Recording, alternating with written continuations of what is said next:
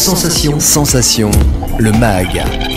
Bonjour à toutes et à tous, vous êtes sur Sensation. Les 7, 8 et 9 juin auront lieu les Journées nationales de l'agriculture partout en France pour une 4e édition.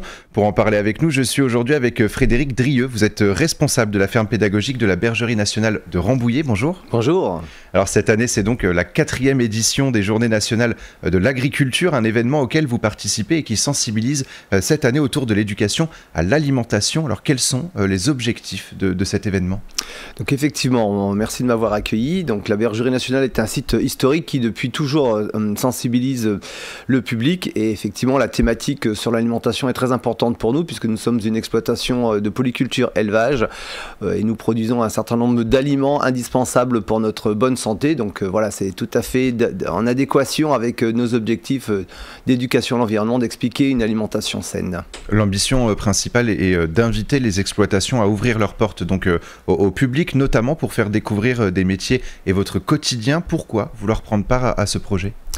Tout simplement parce que c'est dans l'ADN de la bergerie. Nous sommes une ferme pédagogique depuis plus de 30 ans. Ça a été vraiment la mission du ministère après la Seconde Guerre mondiale, je dirais, de sensibiliser le public et de pouvoir expliquer ce que c'est que le métier de l'agriculture, plus principalement depuis les années 90 où il y a eu un virage important au niveau de la bergerie avec la création de la ferme pédagogique qui devait être un site pilote pour tous les futurs créateurs de fermes pédagogiques. Donc voilà, donc depuis presque 30 ans, mais je dirais même un peu plus, la bergerie éduque à l'environnement et à l'alimentation. Nous accueillons à peu près 100 000 visiteurs par an. L'échange avec le public qui sont à 100% des consommateurs, c'est aussi leur faire comprendre le savoir-faire des agriculteurs en France ?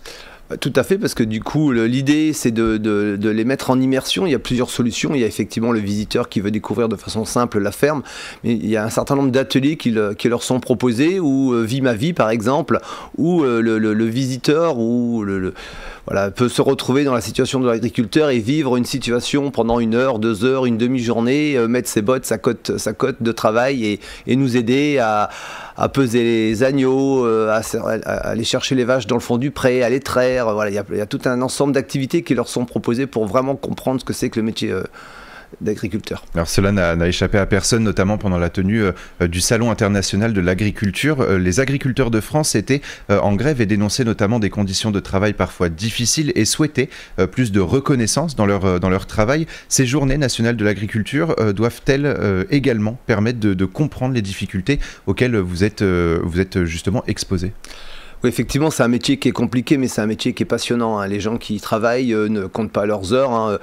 Je prendrai l'exemple du vacher qui, à 6 heures, 7 heures, ou plutôt 6 heures, doit aller récupérer ses vaches, commencer leur alimentation, les traire, et il termine généralement vers 20 heures le soir. Donc c'est effectivement des longues journées. La chance que l'on a, nous, à la bergerie, c'est que c'est une exploitation qui dépend du ministère de l'Agriculture. Donc finalement, il y a un roulement. Mais effectivement, l'agriculteur qui est tout seul à son compte, il vit des journées compliquées, mais passionnantes. Voilà, et c'est un métier passion, comme il peut en exister beaucoup.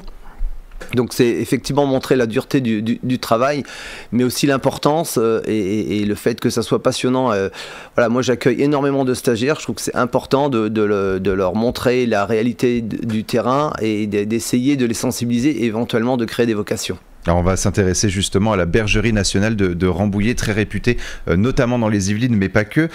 C'est parfois, alors vous êtes une exploitation agricole en agriculture biologique, c'est parfois un terme que les consommateurs ne comprennent pas toujours. Qu'est-ce que l'agriculture biologique et en quoi elle est bénéfique pour les consommateurs ?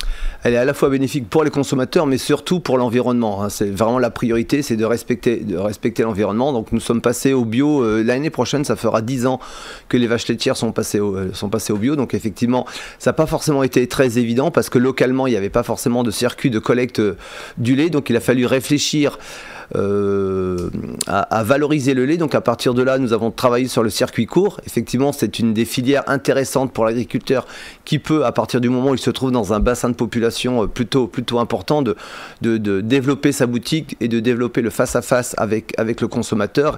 Et c'est ce qui nous a un peu sauvé la vie. Je vous avouerai qu'il y a une dizaine, entre 10 et 15 ans, la bergerie vivait des grosses difficultés financières, et effectivement le fait de passer au bio et surtout de développer le circuit court nous a permis de mieux valoriser les produits et de mieux nous autofinancer, tout en respectant effectivement l'environnement, parce que du coup le passage au bio nous oblige à trouver des solutions pour supprimer les adventices, ce qu'on appelle communément les mauvaises herbes, les prédateurs. Donc il y a eu tout un travail prioritaire sur la gestion des prés et des champs pour justement produire notre alimentation, pour ensuite pouvoir nourrir nos animaux plus sainement, et surtout de pouvoir s'autofinancer au niveau alimentaire, parce qu'effectivement voilà, nous ne sommes plus dépendants d'entreprises, qu'elles soient locales ou voire internationales. Quand on devait acheter par exemple du soja, généralement le soja venait de Brésil, donc voilà, vous imaginez le transport. Donc voilà, l'idée c'est vraiment de produire notre alimentation locale, et ensuite de produire à la fois une alimentation pour nos animaux locaux, pour produire une alimentation pour les humains et de la vendre localement. Et la Bergerie nationale de Rambouillet, c'est également un site pédagogique, on l'a un petit peu évoqué tout à l'heure, où vous accueillez régulièrement du public, pas seulement pendant cette journée internationale de l'agriculture. Que faites-vous pendant cet accueil du public? Vous avez parlé tout à l'heure justement de faire découvrir, mais également faire participer le public qui viennent à cette Bergerie nationale. Voilà, on a, comme je le disais tout à l'heure en introduction, on a à peu près 100 000 visiteurs qui viennent par an, on a 25 000 scolaires. Donc qui choisissent des animations en lien avec le programme scolaire. On a des animations très simples de découverte de la ferme, parce qu'effectivement ce qu'on appelle les cycles 1, qui sont des maternelles, viennent avant tout pour découvrir le monde agricole. Et ensuite on a des enseignants avec qui on a sympathisé et avec qui on travaille depuis de longues années, qui ont des programmes scolaires bien évidemment plus importants et plus détaillés. Nous travaillons sur une animation qui s'appelle La ferme passe à table, pour parler de l'équilibre alimentaire, une animation sur le thème du lait avec Trayon la vache, où l'idée c'est d'expliquer les différents éléments qui permettent à la vache d'avoir du lait, et les différents éléments de la journée du vacher, pour ensuite produire des produits laitiers avec les enfants. Il y a systématiquement des ateliers participatifs où l'enfant va fabriquer du beurre, va fabriquer du fromage blanc, des yaourts. Voilà, il y a tout un panel comme ça d'animation, le lait, la laine, l'œuf, l'alimentation, le jardin. Voilà, on a la chance d'avoir un beau jardin pédagogique. Et on fabrique avec les enfants différentes recettes. L'idée c'est de fabriquer des recettes à la fois locales mais de saison, d'expliquer la saisonnalité, c'est important.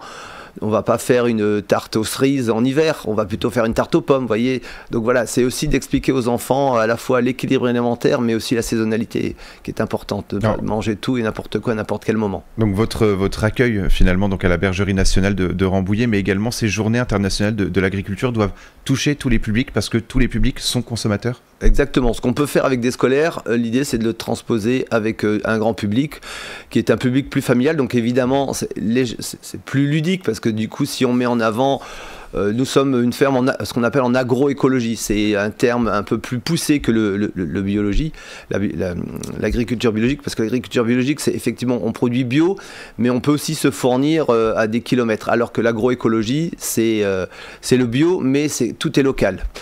Donc effectivement, pendant ces journées, ce qu'on peut faire avec des scolaires, on va essayer de le transposer. On le transpose de façon plus ludique, parce que du coup, le public vient avant tout pour passer un bon moment. Ils ne sont pas forcément là, je dirais, tous pour apprendre des choses. Ils sont là pour passer un bon moment avec leurs enfants ou leurs petits-enfants. Donc on a toujours une démarche très ludique qui est justement une façon un peu subtile de les faire s'amuser, mais tout en leur faisant comprendre des choses. Voilà.